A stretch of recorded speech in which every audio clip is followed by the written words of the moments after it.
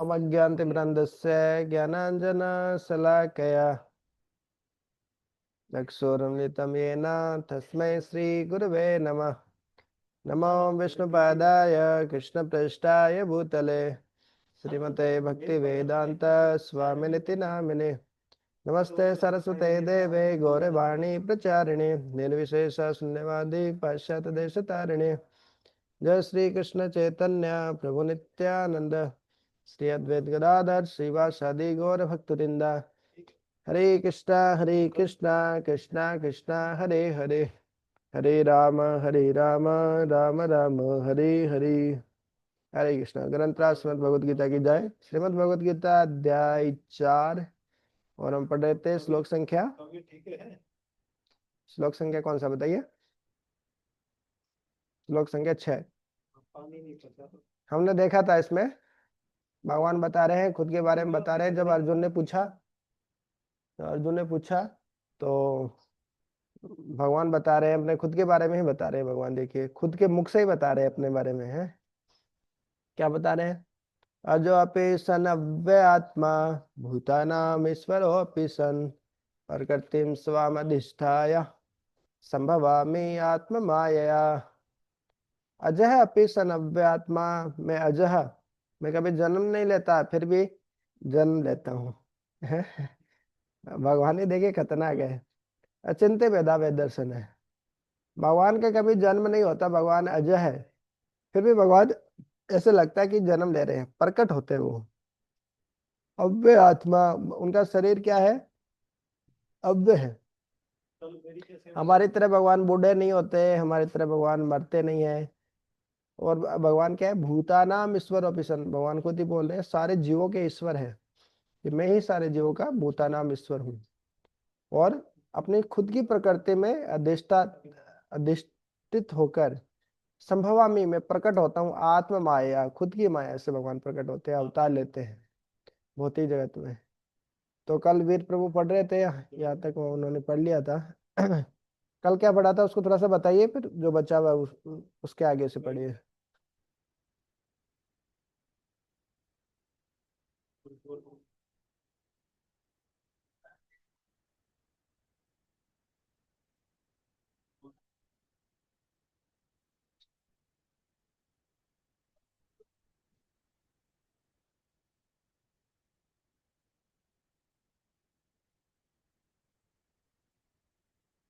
हरे कृष्णा वीर प्रभु।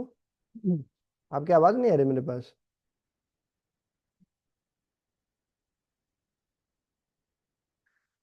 हरे कृष्णा कृष्णा कृष्णा हरे हरे। आवाज आ रही है? हरे कृष्ण। हाँ बताइए। हरे कृष्ण प्रभु। बताइए। अभी आ रही है? हाँ अभी आ रही।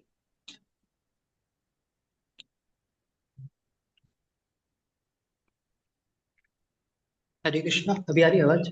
आ रही है।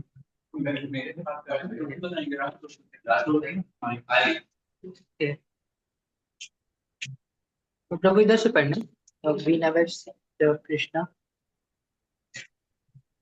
प्रभु इसमें बता रहे थे कि जो भगवान है उनका बॉडी हमारे से डिफरेंट है, कि वो मतलब कभी भी जैसे वो मटेरियल वर्ल्ड में आते हैं तो ऐसा नहीं है कि वो उनका जो मटेरियल बॉडी है, वो जो उनका स्पिरिचुअल बॉडी है वो उसी में आते हैं। और जो बाकी अदर लिविंग एंटिटीज हैं वो कैसे आती है कि वो इधर वो उनका खुद का बॉडी नहीं होता है, वो एक बॉडी से दूसरे बॉडी में ट्रांसफर करते हैं इस मटेरियल वर्ल्ड में। और we never see a picture of Krishna in old age because he never grows old like us. Although he is the oldest person in the whole creation, past, present, uh, oldest person in the whole creation, past, present, and future, neither his body nor his intelligence never deteriorates or changes. Therefore, it is clear that in spite of his being in spite of his being in the material world, he is the same unborn eternal form, a form of bliss and knowledge, changeless in his transcendental body and intelligence. Actually, his appearance and disappearance are like the sun rising, moving before us, then storm. When the sun is out of sight, we think the sun has set. And when the sun is before our eyes, we think that the sun is on the horizon. Actually, the sun is fixed, always in its fixed position, but due to the defective insufficient appearance and disappearance of the sun in the sky. And because Lord Krishna's appearance and disappearance are completely different from that of any ordinary common living entity, it is evident that he is eternal, blissful by his internal potency, and he is never contaminated by material nature.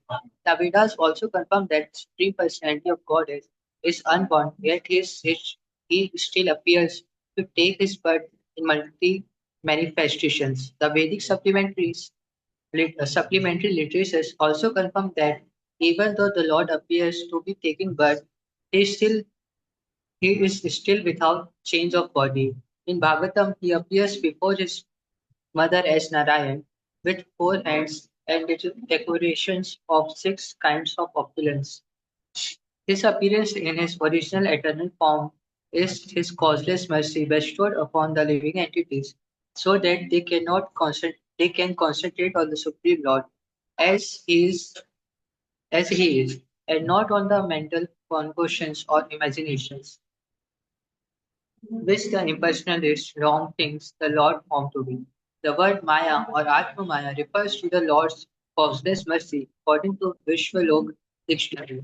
The Lord is conscious of all his previous appearances and disappearances, but the common living entity forgets everything about his past body as soon as he gets another body.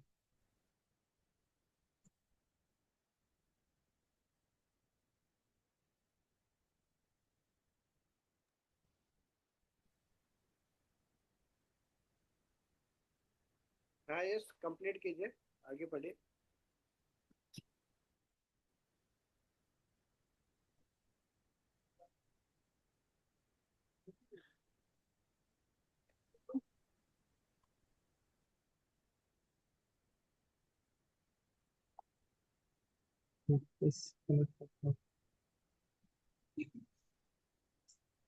वो disconnect हो गया था।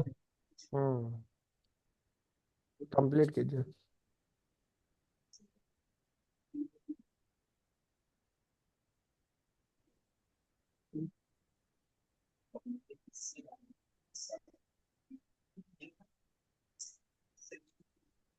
Harshvardhan pro वाले से पढ़िए ना, उसी से उसे। Superhuman activities while he is on this earth. Therefore, the Lord is always the same absolute truth and is without differentiation between his form and self or between his quality and body. A question may now be raised as to why the Lord appears and disappears in this world. This is explained in the next verse. मतलब प्रभु ऐसा बताया गया है कि जो भगवान है, हमें भले देखने में ऐसे लगे कि वो भी हमारी तरह बर्थ ले रहे हैं अलग अलग जगह पे अलग अलग टाइम पे, लेकिन ऐसा नहीं है। वो हमेशा से हर जगह प्रेजेंट है, बस वो इधर पे अपीयर होते हैं। वो भी ऐसा नहीं कि मतलब वो मटेरियल बॉडी में आते हैं, वो अपनी स्पिरिचुअल बॉडी में ही आते हैं। जैसे वहां पे जब उनका बर्थ उनका मथुरा में हुआ था, तो वहां पे भी ऐसा बताया गया कि जब वो अ, अपनी मदर के सामने आए थे, तो वो चतुर्भुज रूप में आए थे अपने 6 अपुलेंसेस के साथ में। लेकिन फिर वो मतलब वो ऐसा रिक्वेस्ट करते हैं कि वो चाइल्ड फॉर्म में आए, तो फिर वो चाइल्ड फॉर्म में आते हैं।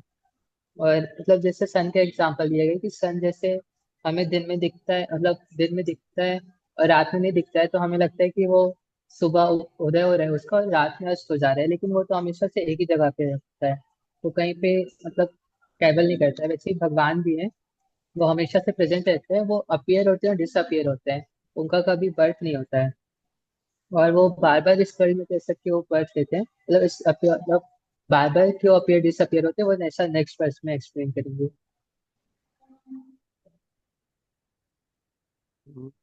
यस। तो देखिए, कोई बोल सकता है कि देखिए भगवान भी जन्म लेते हैं, भगवान भी प्रकट होते हैं, प्रकट होते हैं, भगवान का भी जन्म होता है। तो प्रभुपाद जी एक बहुत सुंदर उपमा एनालॉजी से समझा रहे हैं। देखिए, सूरज पूरब में उगता है, सूर्य पूरब में उगता है, पश्चिम में छिपता है, बचपन से हम पढ़ते आ रहे हैं। देखिए सूर्य पूर्व में उगा, इसका मतलब सूर्य की जो माँ है वो पूर्व दिशा है, या सूर्य के पिता है वो पूर्व है। ऐसे बोलते हैं क्या? नहीं, अरे वहां से तो प्रकट हुए हैं ना। तो उसी तरीके से कि भाई देवकी है, वसुदेव है, उनके जन्म है, उनकी कोख से, माँ देवकी के कोख से भगवान जन्म लिए हैं? नहीं, जन्म नहीं लिए हैं, वो तो खाली प्रकट हुए हैं। संभवामी आत्मा माया, संभवामी मतलब प्रकट होता हूं मैं, आत्म माया खुद की माया से। भगवान को जन्म देने वाले कौन है? कोई नहीं, लेकिन भगवान खुद प्रकट होते हैं।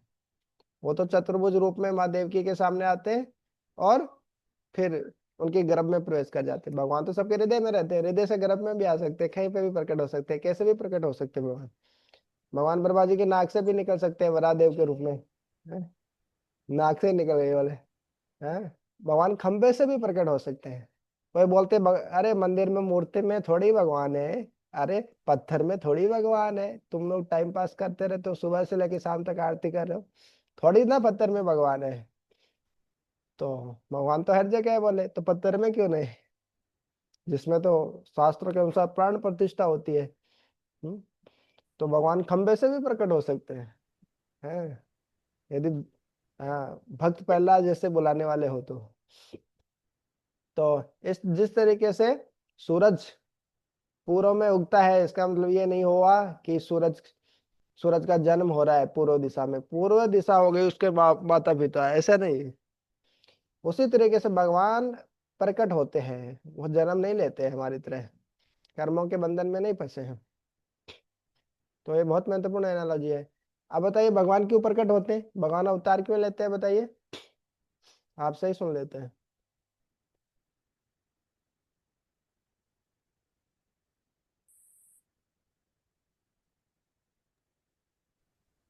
हरे कृष्णा प्रभु जी, दंडवत नाम। गणत नाम बताइए। जब बाड़ई असुर महाअभिमानी, जब जब भी अधर्म बढ़ता है और धर्म की हानि होती है, तब तब प्रभु जो है वो अवतरित होते हैं। तो वो कार्य तो प्रभु जी भगवान के भक्त भी कर सकते हैं, भगवान को अवतार लेने की क्या जरूरत है? जैसे मान लीजिए अधर्म बढ़ गया, जैसे रावण आ गया, मान लीजिए बहुत अधर्म करने लग गया, तो भगवान क्यों तो उसके हृदय में बैठे हैं, है ना? भगवान चाहे तो उसका हार्ट अटैक आ जाए, कुछ ऐसा हो कि उसकी डेथ हो जाए, नहीं, भगवान चाहे तो अ, किसी को ऐसे ही मार सकते हैं, उनको अवतार लेने की क्या जरूरत है, इतना कुछ करने की क्या जरूरत है? और धर्म की स्थापना करनी हो तो भक्तों के माध्यम से कर सकते हैं।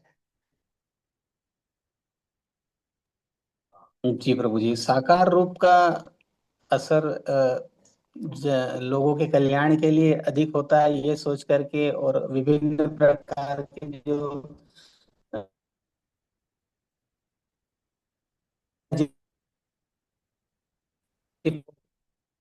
वॉइस ब्रेक हो रही है आपकी, लेकिन आपका पॉइंट पॉइंट समझ गया मैं, कि भगवान जब अवतार लेते हैं साकार रूप में, भगवान साकार ही है वास्तव में, भगवान की जो अंग कांति है ब्रह्म ज्योति वो निराकार है। तो भगवान जब साकार रूप में अवतार लेते हैं तो ज्यादा कल्याणकारी है। 12वें अध्याय में जैसे हमने सुना भगवत गीता में भगवान खुद ही बता रहे हैं, कलेशो ही अधिकतर तेसाम अव्यक्त आसक्त चेतसाम। तो भगवान का रूप नहीं मानते, उनका जीवन बड़ा कष्ट में है जी। तो जब भगवान साकार रूप में आते हैं तो लोगों को पता चलता है, अरे हाँ कृष्ण है, वो लीला उनकी सुनते हैं, उनकी चर्चा करते हैं, तभी तो पता चलता है भगवान के बारे में। भगवान आएंगे नहीं तो कैसे पता चलेगा हमको भगवान के बारे में? ये असली कारण है, अपने भक्तों को आनंद देने के लिए। ये आंतरिक कारण है। बाह्य कारण क्या है? जो परित्राणाय साधुनाम विनाशाय च दुष्कृताम, अभी अभी अपन देखते हैं, वो श्लोक देखते हैं। तो भगवान अवतार क्यों लेते हैं, भगवान अभी बता रहे हैं। तो भगवान जन्म लेने की क्या जरूरत पड़ गई भगवान को? तो ये फेमस श्लोक है, यदा यदा ही, जब जब, निश्चित रूप से, धर्मस्य ग्लानि ग्लानि ही भवति भारत, हे भारत, हे भरतवंशी, हे अर्जुन, जब जब धर्म की ग्लानि होती है, धर्म की हानि होती है, अभ्युत्थानम अधर्मस्य, और अधर्म का क्या होता है? अभि उत्थान, अधर्म ज्यादा हो जाता है।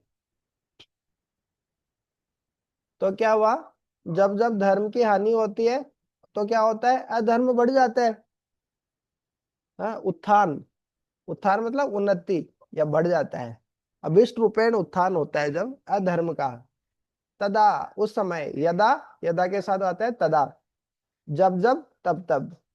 तो जब जब धर्म की हानि हो जाती है ना, अधर्म का बोलबाला हो जाता है, उस समय आत्मानम सृजामी अहम, अहम आत्मानम सृजामी, मैं खुद को, खुद का सृजन करता हूँ।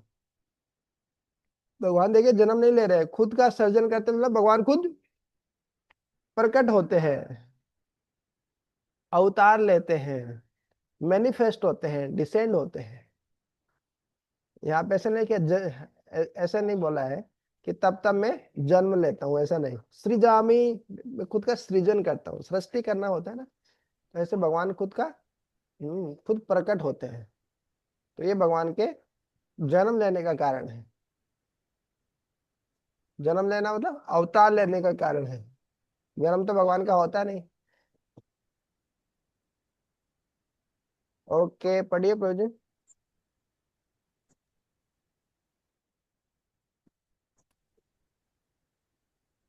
यदा यदा हि धर्मस्य ग्लानिर्भवति Bharat अभ्युत्थानमधर्मस्य तदात्मानं सृजाम्यहम्। Whenever and wherever, whenever and wherever there is a decline in religious practice or descendant of Bharat and a predom- predominant rise of religion, at that time I descend myself. Hare Krishna. Ji, whenever and wherever there is a decline in religious practice, मतलब जब जब धर्म की हानि होती है। whenever मतलब जब भी, wherever मतलब जहां भी और थोड़ा सा उसकी व्याख्या कर दिया प्रभुपाद जी ने। There is a decline in religious practice, तो जो धर्म की हानि होती है, ग्लानि होती है। और डिसेंडेंट ऑफ भरत, हे भरत के वंशज, हे Bharat. And a predominant rise of a religion, और जब अधर्म का अभ्युत्थान होता है, अधर्म बढ़ जाता है, तो भगवान बोल रहे हैं उस समय में, कितने दयालु है भगवान है, उस समय भगवान बोले मैं खुद ही प्रकट हो जाता हूँ, बताओ। ओके, पढ़िए आयुष प्रभु। हरे कृष्ण प्रभु जी। हरे Krishna. The word Srijami is sufficient. Herein, Srijami cannot be used in the sense of creation because, according to the previous verse, there is no creation of the Lord's form of or body, since all of the forms are eternally existent. Therefore, Srijami means that the Lord manifests himself as he is. Although the Lord appears on schedule, namely at the end of Dwapar Yuga, of the 28th millennium of the 7th Manu in one day of Brahma, he has no obligation to adhere to such rules and regulations because he is completely free to act in many ways at his will. He therefore appears by his own will whenever there is a predominance of irreligiousity and a disappearance of true religion. Principles of religion are laid down in the Vedas, and any discrepancy in the matter of properly executing the rules of the Vedas makes one irreligious. In the Bhagavatam, it is stated that such principles are the laws of the Lord. Only the Lord can manufacture a system of religion. The Vedas are also accepted as originally spoken by the Lord himself to Brahma from within his heart. Therefore, the principles of dharma or religions are the direct orders of the Supreme Personality of Godhead. Dharmam tu shaked bhagvat pratinam pratiyam. Pranitam. These principles are clearly indicated through the Bhagavad Gita. The purpose of the Vedas is to establish such principles under the order of the Supreme Lord, and the Lord directly orders at the end of the Gita that the highest principles of the religion is to surrender unto him only and nothing more. The Vedic principles pushes one towards complete surrender unto him, and whenever such principles are disturbed by the demoniac, the Lord appears. From the Bhagavatam, we understand that Lord Buddha is the incarnation of Krishna who appeared when materialism was rampant, and materialists were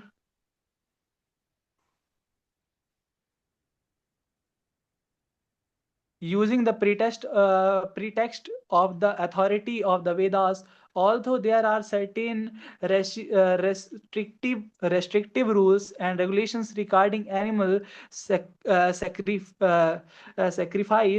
for particular purpose in the Vedas, people of demonic tendency still look to animal sacrifice without reference to the Vedic principles. Lord Buddha appeared in order to stop this nonsense and to establish the Vedic principle of non-violence. Therefore, each and every avatar or incarnation of the Lord has a particular mission, and they are all described in the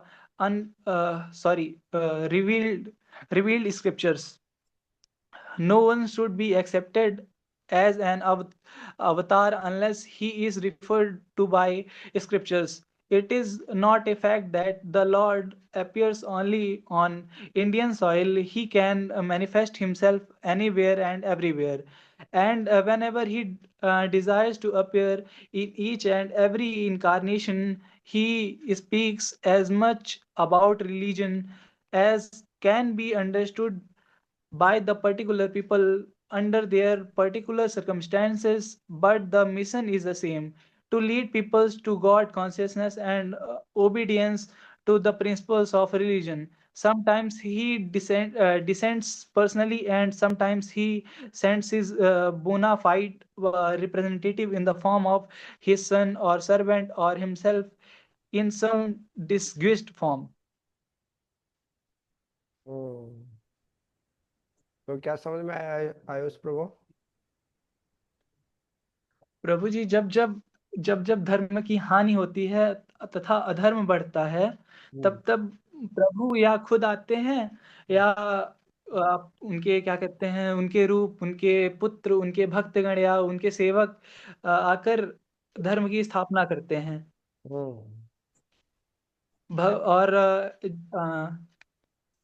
जो वेदास हैं और भगवत गीता में जो principles बताए गए हैं, जब वो फॉलो नहीं होते हैं तब भगवान आते हैं।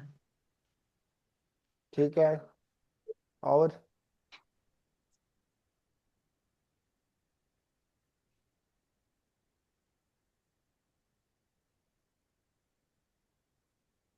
प्रभु जी, लॉर्ड बुद्धा भी ऐसे ही आए थे। उन्होंने जब वायलेंस बढ़ रहा था, तब वो आए और उन्होंने बताया कि नॉन वायलेंस के साथ रहना चाहिए, अहिंसा के साथ रहना चाहिए हमें। करेक्ट। पहले तो प्रभा जी देखो ये बता रहे श्रीजामी मतलब ऐसे कि भगवान जन्म ले रहे हैं, सृष्टि हो रही है, ऐसा नहीं। श्रीजामी मतलब भगवान खुद प्रकट हो रहे हैं, संभवामि आत्मा माया, जैसे पिछले श्लोक में बताया था। और फिर देखिए भगवान का एक टाइम फिक्स होता है। वर्मा जी का एक दिन कितना होता है पता है? वर्मा जी का एक दिन कितना लंबा होता है? जैसे कलयुग की एज कितनी है? कलयुग कितना लंबा होता है? 4,32,000 साल लंबा। मतलब कलयुग अभी 5,000 साल बीता है, 4,28,000 साल और चलेगा कलयुग। और द्वापर युग उसका डबल, लगभग 8 लाख साल है। त्रेता 12 लाख साल, और सतयुग उसका 4 गुना, 17 लाख, 16-17 लाख साल है। तो ये एक चतुर्युग होता है।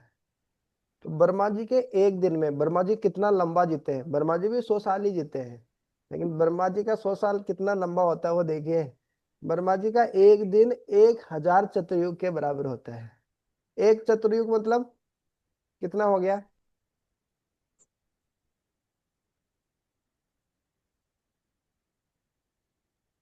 देखो थोड़ा मैथमेटिक्स लगाएंगे ना, तो कलयुग का मानेंगे x, तो द्वापर युग का कितना हो जाएगा? 2x, 3x, 4x, टोटल कितना? 10x हो गया।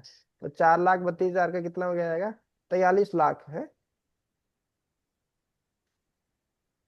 मतलब 40 लाख, 40-45 लाख साल। ब्रह्मा जी के एक दिन मतलब 45 लाख साल। मतलब बारिश के मौसम में कई कीड़े ऐसे पैदा होते हैं, ऐसे जन्म लेते हैं। वो उनका जीवन काल कितना होता है? वो रात में, शाम के समय उनका जन्म होता है, रात में बड़े होते हैं और सुबह होते हैं स्वाहा, राम नाम सत्य है, राम नाम सत्य है। सुबह तक हरि बोल हो जाता है उनका, मर जाते हैं, इतना सा ही होता है। तो हमको देख के लगता है अरे बाप रे कितना छोटा सा जीवन इनका, शाम को तो पैदा हुए, सुबह ही इनका है हरि बोल हो गया। तो ऐसे ही ब्रह्मा जी और जो हमसे ऊपर जो प्लानेट में रहते हैं, ऊपर के लोकों में जो रहते हैं, हमसे ऊपर मतलब कौन कौन? भूलोक के ऊपर भंवर लोग, जन लोग, तप लोग, जहाँ तपस्वी लोग रहते हैं जो तपस्या करते हैं। फिर सबसे ऊपर ब्रह्म लोक, ब्रह्मा जी जहाँ पे रहते हैं। तो ब्रह्मा जी इन जो ऊपर के लोगों में रहते हैं, भूवर लोक, स्वर्ग लोक, इन सब लोगों में, वो देखते हैं मनुष्य कितना कम जीता है। अरे बोले अभी तो ये पैदा हुआ, बोले हैं, ये बोले आलोक पटेल प्रभु बोले अभी तो पैदा हुए, और थोड़े ही समय में बोले ये तो इतनी जल्दी मर गए, बोले 60-70 साल ही जीते बोले कलयुग के। देखिए 70 साल हम जीते हैं, 60-70 साल हमारी उम्र है। तो प्रभुपाद जी का लेक्चर सुन रहे थे, उसमें बोल रहे थे कि देखिए आपकी आधी उम्र तो सोने में ही चली जाती है। 70 साल में 30-35 साल तो हमारी सोने में ही निकल जाती है। फिर बची हुई जो उम्र है उसमें से, हाँ, हम बचपन से 8 साल से लेके, है ना, 12-13 साल तक तो हमारी ऐसे ही निकल जाती है। छोटे बच्चे रहते हैं, कौमार अवस्था, उसी में निकल जाती है हमारी। उसके बाद जब व्यक्ति बूढ़ा हो जाता है ना, 50-60 साल के ऊपर हो जाता है, तो फिर तो घर वाले ही भाव नहीं देते, अरे अभी तो कोई काम के नहीं बचे ये है, अच्छा हो भगवान उठा लो उनको। इस तरीके से प्रार्थना करते हैं, सुख पाएंगे बोले। हम बोझ हो गए हैं एक तरीके से, है। बूढ़े व्यक्ति को कोई नहीं पूछता समाज में, कितनी कोई महत्व नहीं देता उनको, है कि बोझ हो जाते बेचारे। हाँ, पहले के लोग तो कम से कम आते थे, संस्कार सीखते थे, है ना, रामायण महाभारत सुनाते थे कुछ तो। है ना, उनकी बात भी सुनते थे, कुछ अनुभव शेयर करते थे। अभी तो बोले बोझ हो गए, इनको हटाओ बोले। विदेशों से ही बोले आप कर दो, अंतिम संस्कार कर दो, हम कौन आएगा इतनी दूर से। इस तरीके से अंतिम संस्कार भी वहीं से करवा देते हैं। तो आधी उम्र ऐसे निकल जाती है, 50-60 के ऊपर ऐसे निकल गई, 15 के पहले ऐसे निकल गई, आधी सोने में निकल जाती है। तो भागवतम में सुखदेव गोस्वामी वही बताते हैं। दिवाचा अर्थ हये राजन कुटुंब भरणे न वा, निद्रा हृयते नक्तम वय वायन च वावय। कि रात का समय सोने में निकल जाता है या इंद्रिय तृप्ति में निकल जाता है, और दिन का समय पेट भरने में ही निकल जाता है। अब पेट भरने के लिए, जीविका चलाने के लिए काम करना पड़ता है, सुबह 9 से लेके पूरा दिन तो उसी में निकल जाता है। तो समय कहाँ बचा भक्ति करने का? हमको लगता है बहुत समय है हमारे पास। हाँ, तो इस तरीके से समय बहुत कम है ऊपर के प्लानिट, लेकिन बहुत अच्छा मौका है। मतलब मनुष्य जीवन में थोड़ा भी हरि नाम करने से, तो पीछे के लोगों में मतलब करोड़ों करोड़ों साल तक जो तपस्या करते थे, मतलब जैसे 1 लाख साल जीते थे सतयुग में, तो हिरण्यकशिपु वो कितने 60,000 साल तपस्या किए थे एक टांग पर खड़ा होकर। हमको उतनी तपस्या नहीं करनी, लेकिन उतना ही फल हमको मिल जाएगा। मतलब जो व्यक्ति 60,000 साल तक तपस्या किए हैं एक टांग पर खड़े होकर, उतना ही फल हमको मिल जाएगा हरि नाम करके, भगवान का नाम जप करके। कितना अच्छा है। कलयुग में जन्म लेने का फायदा भी है। तो इस तरीके से ब्रह्मा जी का 1000, मतलब 100 साल ब्रह्मा जी जीते हैं, और एक दिन उनका इतना लंबा होता है। तो इसमें 14 मनु का जन्म होता है, 14 मनवंतर होते हैं। तो उसमें जो ये अभी बताया था, तो उसी मनवंतर में, है ना, एक विशेष मनवंतर में भगवान जन्म लेते हैं ज्यादातर। 28वें मिलेनियम में द्वापर युग के जो 7वां मनु होता है, 14 मनु में से जो 7वां मनु होता है, तो एक मनु का 43 लाख साल है, उसमें 14 मनु है। सबको बांटेंगे तो उसका जो 28वां जो मिलेनियम है उसमें भगवान प्रकट होते हैं द्वापर युग के अंत में। और फिर क्या बताया, देखिए हम किसी को भी भगवान बना लेते हैं आजकल, है ना। मतलब किसी की फोटो, होता क्या है कि बोले हमारा विश्वास है, बोले वही भगवान, जहां पर विश्वास हो गया वही भगवान है। एक बार की बात है कि एक नदी के किनारे एक माता जी थी, एक छोटा बच्चा था उसका। तो अंधविश्वास में था, अंध श्रद्धा, श्रद्धा कितनी होती है। अब इसमें तो साक्षात सही बताया कि देखिए, जब तक शास्त्रों में लिखा नहीं है भगवान के अवतार के बारे में, तो वो भगवान का अवतार नहीं हो सकता है। हर कोई भगवान का अवतार नहीं होता है। कोई बोलता है कि ये भगवान के अवतार है, बोले साईं बाबा भगवान है, तो शास्त्रों में बताइए ना, शास्त्रों में कहाँ लिखा है साईं बाबा भगवान है? तो मानेंगे ना हम, शास्त्रों में लिखा होगा तो मानेंगे ना। तो गुरु साधु शास्त्र तीनों बताएंगे तभी मानेंगे ना, नहीं तो हर किसी को भगवान बना दो, है ना। अमिताभ बच्चन का भी मंदिर है। अमिताभ बच्चन की पूजा होती है, आरती होती है। साईं बाबा की तो होती है देखिए, लेकिन शास्त्र में कहीं नहीं है। लेकिन ऐसे शास्त्र, यह शास्त्र विद्धि उत्सर्जे वर्तते काम का काम कारता, ये शास्त्र विद्धि का त्याग करके जो अपनी मनमाने ढंग से जो काम करता है, न स सिद्धि मापन होती है, उसको सफलता नहीं मिलती, आध्यात्मिक सफलता। न सुखम न पराम गति, न सुख मिलेगा न उसकी गति, मरने के बाद कोई अच्छी गति भी नहीं होने वाली है। यमराज जी बोलेंगे, बोले कहाँ लिखा था शास्त्रों में कि ये साईं बाबा भगवान ने, बताइए। अमिताभ बच्चन भगवान ने, बोले आरती करने को कौन बोला था? बोले उससे थोड़ी पाप तुम्हारे नष्ट होंगे। ठीक है करो आरती, लेकिन उससे थोड़ी पाप नष्ट हो जाएंगे। पापों का कर्म तो भुगतना ही पड़ेगा, आ जाओ नरक में स्वागत है तुम्हारा है। तो इस तरीके से, भगवान हर किसी को नहीं बनाना चाहिए। अब महात्मा बुद्ध का जो सिद्धांत है, जो बुद्धिस्ट लोग जो रहते हैं ना, वो भगवान की पूजा वूजा नहीं करते हैं, लेकिन महात्मा बुद्ध खुद ही भगवान थे। उस समय क्या था कि लोग, शास्त्रों में लिखा है बलि प्रथा के बारे में कि शास्त्रों का आ, बलि वगैरह देने का माँ काली के सामने, उसके भी बहुत नियम है। बकरे के मुंह में जाके ऐसा बोला जाता है कि अभी तो मैं तुमको मार रहा हूँ, अगले जन्म में तुम मेरे को मार लेना। फिर भी लोग मारते हैं, इस प्रकार से बलि बलि प्रथा करते हैं। उनको जो श्लोक बोलते हैं उसका अर्थ पता नहीं। नहीं तो बोलेंगे क्या कि अभी तो मैं मार रहा हूँ, अगले जन्म में आप मेरे को मार लेना है। तो इस प्रकार से उसमें 25% ही व्यक्ति उसका मांस खा सकता है, 75%, 75% उसको बांटना पड़ेगा। इस तरीके से बहुत सारे नियम है बलि प्रथा के भी। तो उस समय बहुत हिंसा हो रही थी जानवरों के प्रति, तो महात्मा बुद्ध प्रकट हुए। अहिंसा परमो धर्म, अहिंसा ही परम धर्म है। तो कि कोई प्रकार की हिंसा नहीं करना, अहिंसा ही करना। इसलिए महात्मा बुद्ध, भगवान खुद ही प्रकट हुए महात्मा बुद्ध के रूप में। लेकिन हम महात्मा बुद्ध की बातें नहीं मानते हैं। क्यों? वो नास्तिक सिद्धांत है। वेद न मानी लो, नास्तिक हो ये बुद्ध। वो नास्तिक सिद्धांत है। लेकिन हमको पता है महात्मा बुद्ध भगवान के अवतार है। और लेकिन उस समय जो परिस्थिति थी, उसके हिसाब से महात्मा बुद्ध आए थे कि लोग शास्त्रों का गलत उपयोग कर रहे थे, वेदों का उपयोग गलत कर रहे थे। वेदों का नाम देके, वेदों का रेफरेंस देके, देखिए वेदों में यह लिखा है बलि प्रथा के बारे में, तो उसके हिसाब से हम ये बलि दे रहे हैं। तो उसको रोकने के लिए भगवान है, यदा यदा ही धर्मस्य ग्लानिर्भवति भारत अभ्युत्थानम धर्मस्य तदात्मानं सृजाम्यहम्, इस तरीके से प्रकट हुए। और कुछ बताना चाहते हैं राठौड़ प्रभु जी? कुछ जोड़ना चाहते हैं? हरे कृष्णा प्रभु जी, दंडवत प्रणाम। प्रभु जी, जिस प्रकार से ये श्लोक अभी आपने बहुत सुंदर ढंग से समझाया, यदा यदा ही धर्मस्य ग्लानिर्भवति भारत अभ्युत्थानम धर्मस्य तदात्मानं सृजाम्यहम्। पहले तो BR चोपड़ा, रवि चोपड़ा जी ने सबको याद करवा दिया था बहुत पहले से ही। और इसी से रिलेटेड रामचरितमानस में भी आता है एक चौपाई जो लिखी है गोस्वामी जी ने, जब जब होई धर्म की हानि, बाढ़ई असुर महाअभिमानी।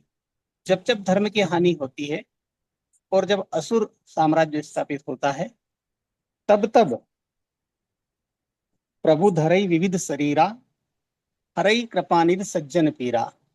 तब तब प्रभु विभिन्न आकारों में सृजन करके जो है सज्जनों की पीड़ा को हरते हैं, संतों की पीड़ा को हरते हैं और उनकी मनोवांछित मनोकामनाओं को पूर्ण करते हैं।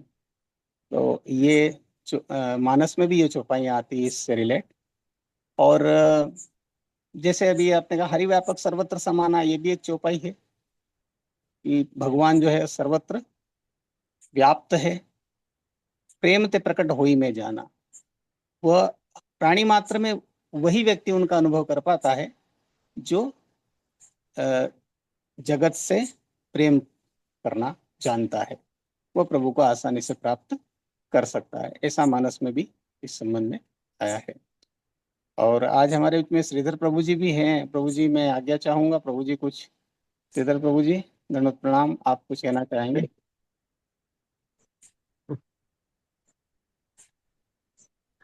हरे कृष्णा, दंडवत प्रणाम। बस आप सभी महान भक्तों के, शुद्ध भक्तों के दर्शन हो गए तो हम तो कृतार्थ हो गए। बस कुछ आपका नहीं कहना है हमें। आपका आपका दर्शन पाकर हम कृतार्थ हो गए। नहीं प्रभु जी, शुद्ध भक्त है ना आप। आप ही शुद्ध भक्त हैं मुझे। हरे हरे कृष्णा, हरि कृष्णा बोल। प्रभु जी। कृपा हो जाए आपकी तो बस क्या बात है। मीटिंग एंड होने वाली है। हरे कृष्णा हरे कृष्णा प्रभु जी। कृष्णा कृष्णा, कृष्णा हरे कृष्णा। हरे हरे, हरे राम राम